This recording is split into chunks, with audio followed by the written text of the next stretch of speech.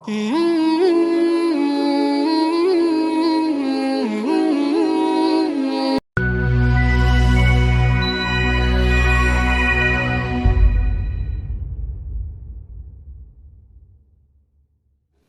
mengonfirmasikan kepada Allah dengan bertanya, menyampaikan.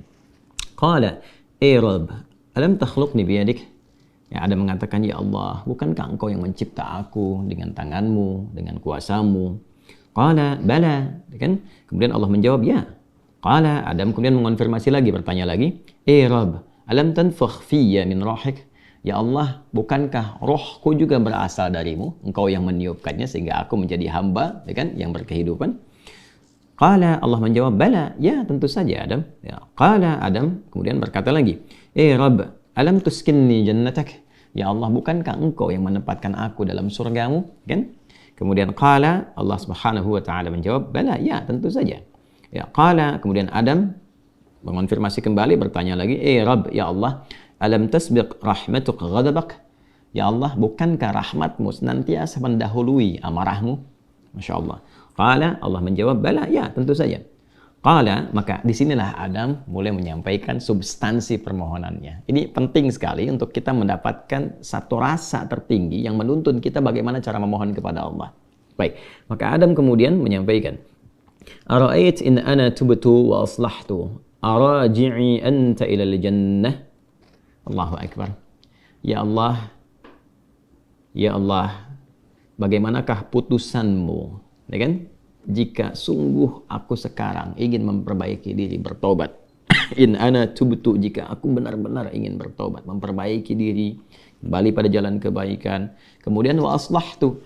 Lalu setelah aku bertobat itu aku menata sisa hidupku untuk memperbaiki diri sehingga lebih baik daripada hari-hari sebelumnya, kegiatan sebelumnya, aktivitas dan perilaku sebelumnya.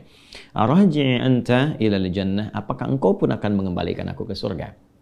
Baik. Qala, Allah menjawab, na'am. Ya, tentu saja, kata Allah. Lalu kemudian di sini qala fahuwa qauluhu fatalaqa Adamu min rabbih kalimat. Maka inilah esensi dari firman Allah Subhanahu wa taala di ayat ke-37 di surah kedua Al-Baqarah. Apa yang ingin disampaikan oleh Ibnu Abbas radhiyallahu taala anhuma di riwayat ini?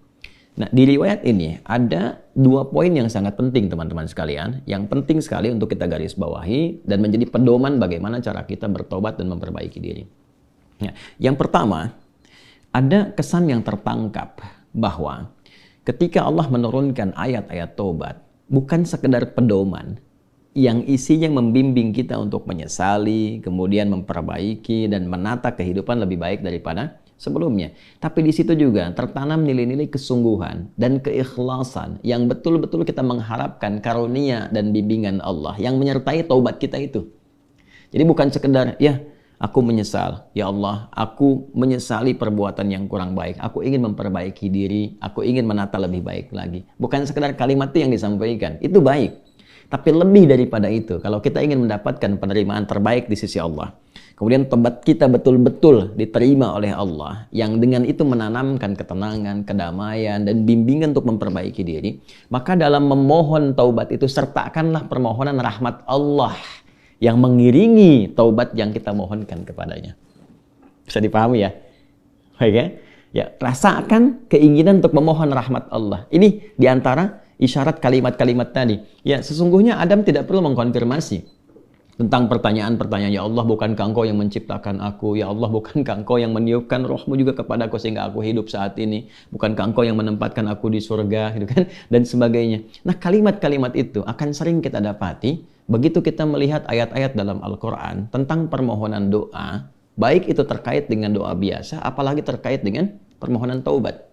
Kalau kita tarik ke kalimat-kalimat taubat, misalnya yang dimohonkan Nabi Isa alaihissalam untuk umatnya, ya ketika Allah menetapkan ini hukum, bagi yang melanggar akan dihukum begini, ya kemudian bagi yang taubat dia akan diberikan anugerah seperti ini, ya maka Nabi Isa alaihissalam terekam sempurna dalam Al-Quran menyampaikan, ya Allah, ya jika pun mereka ini berbuat salah, maka mereka ini hambamu.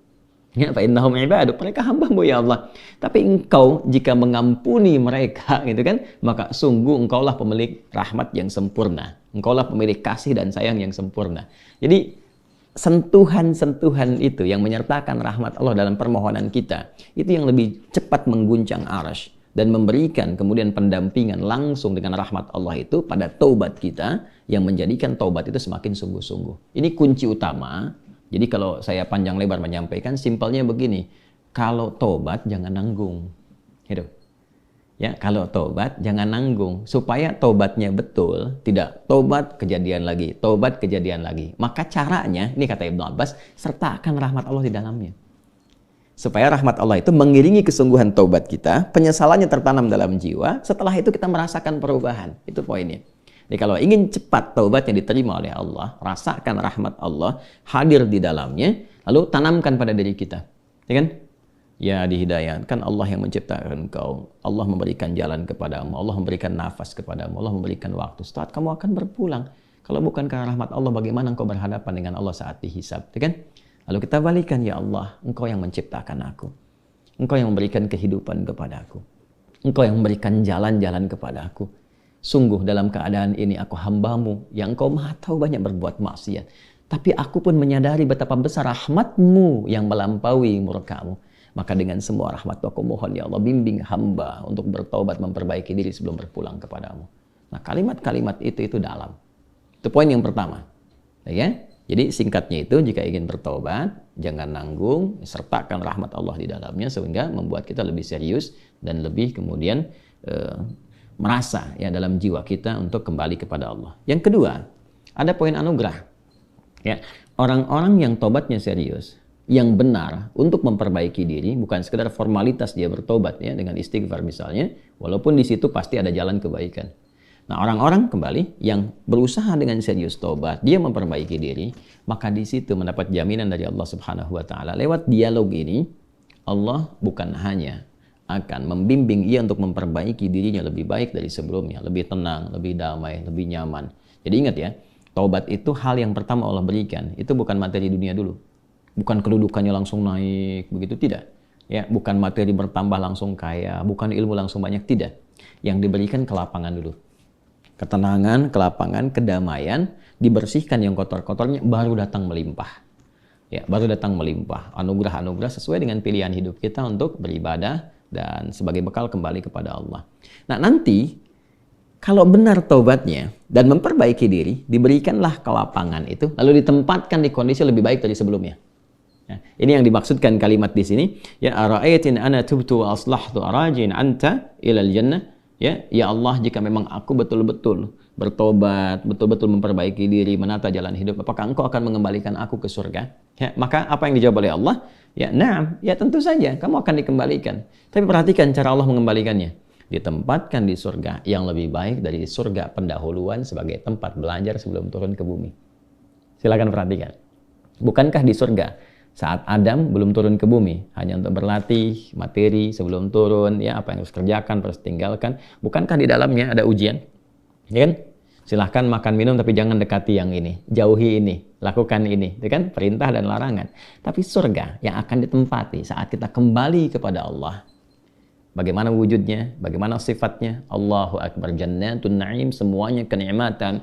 Nggak ada larangan lagi, nggak ada perintah lagi, semua tinggal nikmat saja. Berbeda dengan sifat yang pertama. Ya, artinya apa? Di sini diberikan kesan kepada kita, orang-orang yang bisa memperbaiki dirinya, selain hidupnya lebih damai, lebih tenang, lebih nikmat dibandingkan saat ia larut dalam maksiat. Anda punya harta, ya dihasilkan dari harta yang haram, yang riba, yang korupsi, yang menipu dan sebagainya. Lalu sadar, ya dari judi dan macam-macam, sadar tuh. Lalu ditaubati tuh. Begitu tobatnya benar dan memperbaiki diri, awal-awal itu nggak mudah karena harus melepaskan kebiasaan. Melepaskan gaya. Gaya kan bandingannya dengan tekanan kan. F berbanding lurus dengan P kan. Ya, gaya berbanding lurus dengan tekanan kan. Artinya semakin gaya, banyak gaya semakin tertekan kan. Ya. Nah, ketika itu dilepaskan, tekanan kan tinggi juga. Ya, tapi apa yang terjadi? Balasannya ketenangan setelah itu. Kedamaian. Setelah tenang, damai dibalik sama Allah tuh. Dibalik, diperbaiki hidupnya. Lebih enak lagi, lebih menikmati kehidupan, lebih berkah, lebih tenang, gak dikejar apa-apa. Yang paling menarik, pulangnya pun disambut. Allah perintahkan pada malaikat sambut dia. Dari mulai sakaratul mautnya. Langsung disambut dengan kalimat-kalimat ketenangan. Ya ayyatuhan nafsul mutmainnah. Hei jiwa yang tenang. Irji'i ila rabbika radiyatan mardiyah. Cepat balik kepada Rabbmu. Ya kan? Kembali kepada Tuhanmu dengan keadaan yang nyaman. Aku ridha dengan amalmu, engkau pun ridha dengan pemberianku. Kemudian apa? Fadkhuli fi ibadi wadkhuli jannati. Masuk dalam golongan hamba aku siapkan surga untukmu. Nah, surga yang diinformasikan dalam sakaratul mautnya, aku siapkan surga untukmu. Itu lebih indah, lebih baik dari semua kemewahan yang pernah ia rasakan di dunia. Dan itu nggak ada bandingannya. Walaupun setetes. Walau setetes. Itu poinnya. Jadi, bertobat itu mesti punya motivasi. Ya, jadi kalau nggak ada motivasi, sulit kita melakukan itu. Motivasi terbaiknya adalah, nih, mau sampai kapan larut dalam maksiat? Bagaimana kalau sedang bermaksiat itu wafat?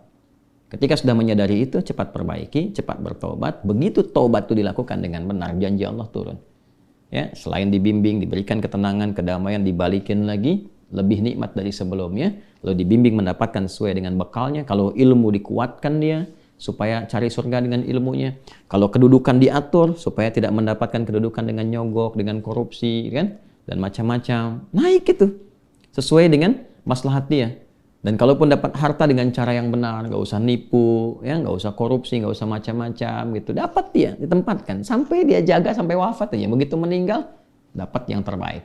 Lebih indah dari suasana yang dia dapatkan sebelumnya. Itu spiritnya. Ya, itu yang tadi saya katakan.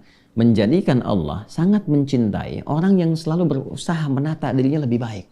Bertobat terus, tobat lisan, tobat pandangan, tobat pendengaran, sampai tobat kaki. Sampai dia merasakan perubahan dari semua organ tubuhnya. Tobat mata, dia berlatih. Jangan dikira kalau tobat itu, fungsi mata itu akan selesai dengan memandang saja. Tidak. Tantangannya ada. Nah, nanti keberhasilan tobatnya itu diukur dengan ketika memandang yang tidak diinginkan oleh imannya, dia bisa elakkan pandangan. Itulah ghadul basar. Ya, telinga juga begitu. Kalau sudah nanti cukup bagus, terlatih dengan tobatnya, dia akan hanya gunakan refleks pendengaran untuk yang baik saja. Sampai ke ujung kaki. Demikian.